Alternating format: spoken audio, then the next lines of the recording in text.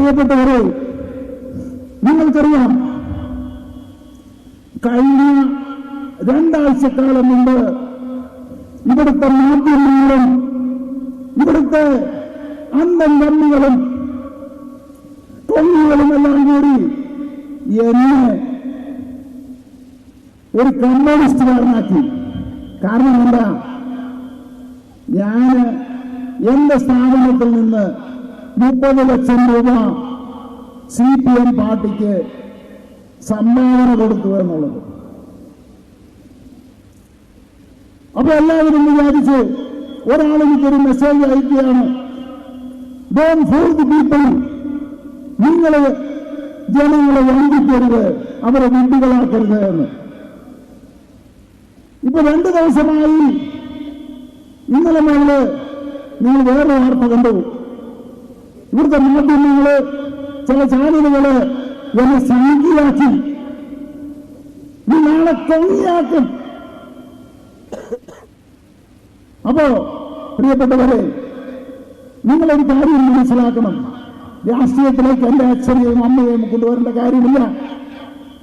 കുടുംബകാര്യങ്ങളല്ല ഇവിടെ സംസാരിക്കുന്നത്. പക്ഷെ നിങ്ങൾ അറിയണം, ആ പിതാവിനെയും ആ മാതാവിനെയും അറിയണം. ആരാണ് നിങ്ങളുടെ വീട്ടിൽ നിൽക്കുന്നത്? എനിക്ക് BJPയുടെ സീറ്റ് കിട്ടുന്നതിനോ CPMന്റെ സീറ്റ് കിട്ടുന്നതിനോ കോൺഗ്രസിന്റെ സീറ്റ് കിട്ടുന്നതിനോ യാതൊരു ബുദ്ധിമുട്ടുമില്ല. 2021 തിരഞ്ഞെടുപ്പ് സമയത്ത് കോൺഗ്രസിന്റെ മുതിർന്ന നേതാക്കന്മാര് ഉമ്മൻചാണ്ടി, DD സതീശൻ, രമേശ് ചെന്നിത്തല, ഇവര് 3 പേരാണ് എന്റെ വീട്ടിൽ വന്നത്. രാത്രി 10 മണി മുതൽ രാവിലെ 2 മണി വരെ ഇന്ന് ചർച്ച ചെയ്ത് എനിക്ക് 3 സീറ്റ്, അവസാനം 5 സീറ്റ് വരെ ഓഫർ ചെയ്തു. എനിക്ക് മന്ത്രിയാവണം, MLA ആവണമെങ്കിൽ അന്ന് എന്റെ തലയാട്ടി കഴിഞ്ഞാൽ എനിക്ക് MLA ആവാം, മന്ത്രിയാവാം. ഇതുപോലെ തന്നെ LDFന്റെ എല്ലാ നേതാക്കന്മാരും, അതായത് ഇപ്പോഴത്തെ ജില്ലാ സെക്രട്ടറി, CITയുടെ സംസ്ഥാന സെക്രട്ടറി ചന്ദ്രൻപിള്ള, ഇതിനു മുമ്പിലത്തെ സെക്രട്ടറിമാര്, ഇപ്പോഴത്തെ വ്യവസായ മന്ത്രി രാജീവ്, ഇവരെല്ലാവരും കൂടി 5 തവണയാണ് രാത്രി തലയിൽ മൂടി എന്റെ വീട്ടിൽ വന്ന് പതങ്ങി എന്നോട് ചർച്ച ചെയ്തത്. ഇല്ല എന്നവർ പറയട്ടെ, വീഡിയോ ദൃശ്യങ്ങൾ ഞാൻ കാണിക്കാം.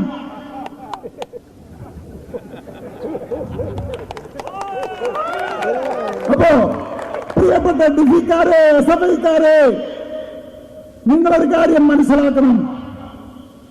ഇവരൊക്കെ രാത്രി 19 വന്ന് എന്റെ സഹായം, എന്റെ ചെക്ക് മേടിച്ചു കൊണ്ടുപോകുന്നവരാണ്. നിങ്ങളെയൊക്കെ വിട്ടികളാക്കി എന്റെ വീട്ടിലേക്ക് വിട്ട് കത്തിക്കും, ഞങ്ങൾ കത്തിക്കും, പച്ചയ്ക്ക് കത്തിക്കും എന്ന് പറയുമ്പോ ഓർക്കണം, ഈ നേതാക്കന്മാരുടെ ആരുടെയെങ്കിലും കുട്ടികൾ എന്റെ കൂടെ ഉണ്ടായിരുന്നോ എന്ന്. ഇവരുടെ കുട്ടികളെല്ലാം കാനഡയിലും US-ലും ഓസ്ട്രേലിയയിലും ഒക്കെയാണ് ജീവിക്കുന്നത്. നിങ്ങൾ കണ്ടില്ലേ, ജില്ലാ സെക്രട്ടറിയുടെ മകള് UK-യില് എന്നിട്ടൊരു കുപ്പായവുമിട്ട്, അതിൽ ചേരില്ലാത്ത കുപ്പായവുമിട്ട് ഫേസ്ബുക്കിലിട്ടിരിക്കുന്നത്.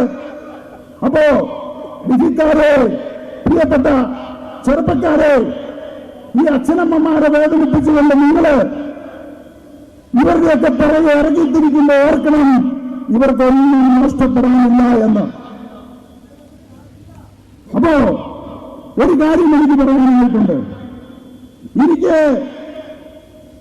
MP ആകണം, MLA ആകണം, മന്ത്രിയാകണമെന്ന് ആഗ്രഹമുണ്ടായിരുന്നെങ്കിൽ പണ്ടോരിന് രാജ്യസഭാ സീറ്റ് എനിക്ക് പലരും ഓഫർ ചെയ്തിട്ടുണ്ട്. BJP ഓഫർ ചെയ്തിട്ടുണ്ട്, AAP Aam Aadmi party offer ചെയ്തിട്ടുണ്ട്, കോൺഗ്രസുകാർ ഓഫർ ചെയ്തിട്ടുണ്ട്. എനിക്ക് പണ്ട് രാജ്യസഭാ സീറ്റ് മേടിച്ച് MP ആയി, മന്ത്രിയായി ഇവിടെ വരാമായിരുന്നു. പ്രിയപ്പെട്ടവരെ, അധികാരത്തിന് വേണ്ടിയിട്ട്, സ്ഥാനമാനങ്ങൾക്ക് വേണ്ടിയിട്ട്, പണത്തിന് വേണ്ടിയിട്ടല്ല ഞാൻ നിങ്ങളുടെ മുമ്പിൽ നിൽക്കുന്നത്. ഈ പാവപ്പെട്ടവരുടെ, ഇവിടുത്തെ ജനങ്ങളുടെ കണ്ണുനീര് കണ്ടിട്ടാണ് ഞാൻ നിങ്ങളുടെ മുമ്പിൽ നിൽക്കുന്നത്. അല്ലാതെ സ്ഥാനങ്ങളോ MP സീറ്റോ MLA-യോ മന്ത്രിയോ ആകണമെന്നുണ്ടായിരുന്നെങ്കിൽ പണ്ട് നിങ്ങളെല്ലാം വഞ്ചിച്ചുകൊണ്ട്, നിങ്ങളെല്ലാം വിറ്റുകൊണ്ട്, ഈ നാടിനെ വഞ്ചിച്ചുകൊണ്ട് എനിക്കതാകാമായിരുന്നു. അപ്പോ ഒരു BJP-ക്കാരൻ നിന്ന് ഒരു സീറ്റ് പറഞ്ഞാൽ അത് കണ്ട് ചാടുന്നവനല്ല സാധു ജേക്കബ്.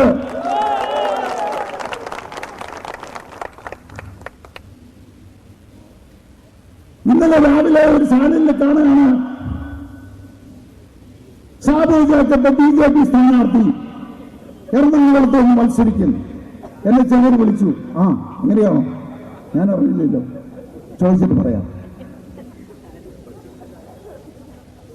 കുറച്ച് കഴിഞ്ഞപ്പോ കാണുന്നു സുരേന്ദ്രൻ, BJP-യുടെ പ്രസിഡന്റ് സുരേന്ദ്രൻ സാധു ജേക്കബുമായിട്ട് ചർച്ച ചെയ്തു, ലിസ്റ്റുമായിട്ട് ഡൽഹിക്ക് പോയിരിക്കുകയാണ്. ഈ സുരേന്ദ്രനെ ഞാൻ ജീവിതത്തിൽ ഇതുവരെ കണ്ടിട്ടില്ല. ഈ സുരേന്ദ്രൻ ആയിട്ട് ഞാൻ ഇതുവരെ ഫോണിൽ പോലും സംസാരിച്ചിട്ടില്ല. പക്ഷെ ചാനലുകാര് BJP-യുടെ എറണാകുളം സ്ഥാനാർത്ഥിയായി എന്നെ മാറ്റി. കാരണമുണ്ട്, അവർക്കറിയാം ഇന്നിവിടെ നടക്കാൻ പോകുന്ന മഹാസമ്മേളനത്തില് 10,000-കണക്കിന് ആളുകളാണ് എന്നെ വിശ്വസിച്ച്, ഈ പാർട്ടിയെ വിശ്വസിച്ച് ഈ ഗ്രൗണ്ടിലേക്ക് ഒഴുകിയെത്തുന്നത്. അപ്പോ അത് തടയണമെങ്കിൽ എന്നെ സംഖ്യയാക്കണം. കഴിഞ്ഞ ആഴ്ച അവർ വിചാരിച്ചു എന്നെ കമ്മിയാക്കി, ഈ ആഴ്ച എന്നാണ് സംഖ്യയാക്കി. അന്നത്തെ ആരെങ്കിലും തടയാൻ പറ്റിയോ? കാരണം ഇവിടെ ഇരിക്കുന്ന ജനങ്ങൾക്ക് എന്തിനും അറിയാം. 12 വർഷമായിട്ട് ഇവരോടൊപ്പം ഒരു സഹോദരനെ പോലെ, ഒരു അച്ഛനെ പോലെ ഞാൻ അവരുടെ കൂടെ ഉണ്ട്. അപ്പോ എന്നെ അവർക്കറിയാം. അവരെ ഒറ്റുകൊടുക്കില്ല, ഈ രാജ്യത്തെ ഒറ്റുകൊടുക്കില്ല, ഈ നാടിനെ ഒറ്റുകൊടുക്കില്ല എന്ന് അവർക്കറിയാം. അതുകൊണ്ട് ഈ ജനങ്ങൾ ഒഴുകിയെത്തി ഈ ഗ്രൗണ്ടിലേക്ക് കയറാൻ പറ്റാതെ എത്രയോ ജനങ്ങൾ ഓടി നിൽക്കുന്നു. ഇത് കുടുംബശ്രീക്കാരല്ല, തൊഴിലുറപ്പുകാരല്ല, ഇത് ജനങ്ങള്, ഈ നാട്ടിൽ ജീവിക്കുന്ന പാവപ്പെട്ടവര്, അധ്വാനിക്കുന്നവര്, ഓട്ടോറിക്ഷക്കാര്, കൂലിപ്പണിക്കാര്, ഈ നാടിന്റെ കഷ്ടപ്പെടുന്ന ആളുകള് ആണ് ഈ കൂടെ ഇരിക്കുന്നത്. എനിക്കറിയാം, ഒരു ദിവസം പണിക്ക് പോയെങ്കിൽ കുടുംബം പട്ടിണിയാവുന്ന എത്രയോ ആളുകൾ ഇതിനകത്തുണ്ട്. ആ സങ്കടത്തിലും ബുദ്ധിമുട്ടിലും പ്രയാസത്തിലും ഞാൻ വിളിച്ച ഈ 2020 പ്രസ്ഥാനം വിളിച്ച മീറ്റിംഗിലേക്ക് വന്ന് നിങ്ങളോട് എന്നും ഞാൻ കടപ്പെട്ടവനായിരിക്കുന്നു. ആ നന്ദി ഈ കുടുംബത്തിനുണ്ടായിരിക്കും. പ്രിയപ്പെട്ടവരെ, നിങ്ങൾക്കറിയാം, കഴിഞ്ഞ ഭൂതൃക സമ്മേളനത്തില് ഞാൻ ചില പ്രഖ്യാപനങ്ങൾ നടത്തി. ആ പ്രഖ്യാപനങ്ങള് സാധാരണ രാഷ്ട്രീയക്കാരൻ നടത്തുന്ന പ്രഖ്യാപനങ്ങളല്ല. രാഷ്ട്രീയക്കാര് ഓരോ ഇലക്ഷൻ വരുമ്പോഴും ഒരുപാട് പ്രഖ്യാപനങ്ങൾ നടത്തും. ഒരു പ്രഖ്യാപനവും അവർ നടപ്പിലാക്കാറില്ല. ജനങ്ങളെ വഞ്ചിച്ചുകൊണ്ട്, അവരുടെ അറിവില്ലായ്മ, അവരുടെ വിദ്യാഭ്യാസമില്ലായ്മ ചൂഷണം ചെയ്തുകൊണ്ട് ഈ നാടിനെ കൊള്ളയടിക്കുന്ന ജനങ്ങളെ അവരുടെ വ്യക്തമാക്കി കുടിക്കുന്ന രാഷ്ട്രീയക്കാർക്ക് ഒരു കടപ്പാട് പോലും ഈ നാടിനോടോ ജനങ്ങളോടോ ഇല്ല. അപ്പൊ അവരുടെ ഉദ്ദേശം എന്താണ്? നടക്കാത്ത വാഗ്ദാനങ്ങൾ കൊടുത്ത് അവരുടെ ഉള്ളിൽ വർഗീയതയും രാഷ്ട്രീയവും അടിച്ചേൽപ്പിച്ച് അവരെ ചൂഷണം ചെയ്ത് അവരെ വോട്ട് മേടിക്കുക. അധികാരത്തിലേറി കഴിഞ്ഞാൽ ആ രാജ്യത്ത് ഏതെല്ലാം രീതിയിൽ കൊള്ളയടിക്കാമോ, അവിടുത്തെ മനുഷ്യരുടെ രക്തം ഏതെല്ലാം രീതിയിൽ ഊറ്റിക്കുടിക്കാമോ അതെല്ലാം ചെയ്യുക. ഇപ്പൊ നമുക്കറിയാം, ഉപ്പുമുതൽ കർപ്പൂരം വരെ എല്ലാ സാധനങ്ങൾക്കും വില കയറി, വീട്ടുകാരൻ കയറി, ഇലക്ട്രിസിറ്റി കൂടി, എല്ലാ സാധനങ്ങളുടെ വില കൂടി. 1 കിലോ മത്തി മേടിക്കണമെങ്കിൽ 250 രൂപ കൊടുക്കണം. ആ സാധനത്തിലേക്ക് വന്നു, വില കുതിച്ചു കയറുന്നു. ഒരു കുടുംബത്തിന് ജീവിക്കാൻ സാധിക്കുന്നില്ല. പക്ഷേ 2020 ഒരു കാര്യം ജനങ്ങളോടൊന്ന് പ്രഖ്യാപിച്ചു. ഇന്ന് 50,000 കുടുംബങ്ങൾക്ക് വിലക്കയറ്റമില്ലാതെ ഭക്ഷ്യസാധനങ്ങൾ 50% വരെ വിലക്കുറവില് സുഭിക്ഷമായിട്ട് ജീവിക്കാനായിട്ടുള്ള സാഹചര്യം 2020 ഒരുക്കി. നിങ്ങൾ ഈ അധികാരം നിങ്ങളെ ഏൽപ്പിക്കൂ.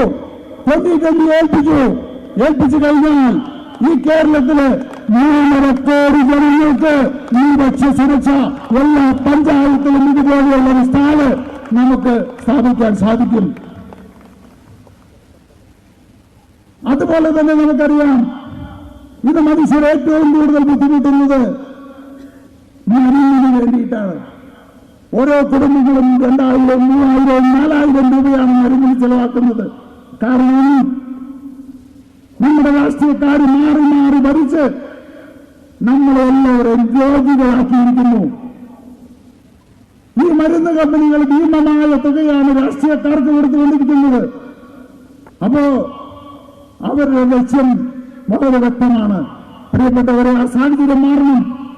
ഒന്ന്, കേരളത്തിലെ ജനങ്ങൾക്ക്, സാധാരണക്കാരായുള്ള ജനങ്ങൾക്ക്, പാവപ്പെട്ട ജനങ്ങൾക്ക് അവർക്ക് 3 നേരം സുഭിക്ഷമായിട്ട് ഭക്ഷണം കഴിക്കാനുള്ള സാഹചര്യം കൊടുത്താൽ അവർക്ക് മരുന്നിന്റെ ആവശ്യം കുറയും. ഇനി മരുന്ന് ഏതെങ്കിലും കാരണവശാൽ വേണ്ടി വന്നാൽ തന്നെ അതിന്റെയും വില 50% കുറയ്ക്കുമെന്ന് ഞാൻ പ്രഖ്യാപിച്ചിരുന്നു. പ്രിയപ്പെട്ടവരെ, ഏത് രാഷ്ട്രീയ പാർട്ടിക്കാര് വോട്ട് ചോദിച്ചു വരുന്ന രാഷ്ട്രീയക്കാരുടെ മുഖത്ത് നോക്കി നമ്മൾ ചോദിക്കണം, നിത്യോപക സാധനങ്ങളുടെ വില നിങ്ങൾക്ക് 50% കുറയ്ക്കാൻ പറ്റുമോ? ഞങ്ങൾ വോട്ട് ചെയ്യാം. നിങ്ങൾ വോട്ട് ചെയ്തോ? മരുന്നിന്റെ വില 50% കുറയ്ക്കാൻ സാധിക്കുമോ? നിങ്ങൾ ചോദിക്കണം.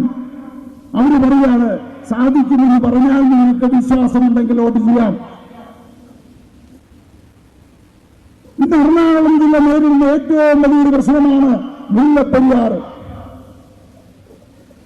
നമ്മൾ എന്ത് സമ്പാദിച്ചു, എന്ത് നേടിയിട്ടും കാര്യമില്ല.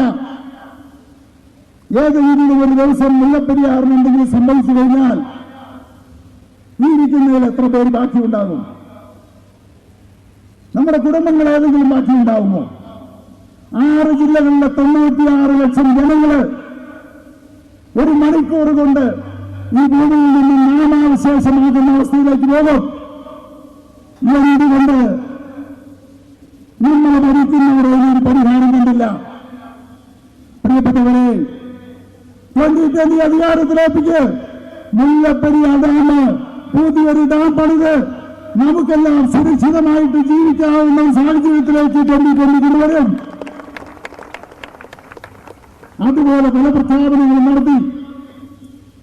മലയോര പ്രദേശങ്ങളിൽ, വയനാടിൽ നമുക്കറിയാം, ഒരാഴ്ച കൊണ്ട് 2 പേരെയാണ് ആന കുത്തിക്കൊന്നത്. എന്നിട്ടോ അവിടെ റീത്ത് വയ്ക്കാൻ പോയി നമ്മുടെ മന്ത്രിമാര്. അവർക്കത് തടയാൻ സാധിക്കില്ല. വയനാട്ടിൽ മാത്രമല്ല, കേരളത്തിന്റെ കാസർഗോഡ് മുതൽ കന്യാകുമാരി വരെ വന്യമൃഗങ്ങളുടെ ആക്രമണമുണ്ട്.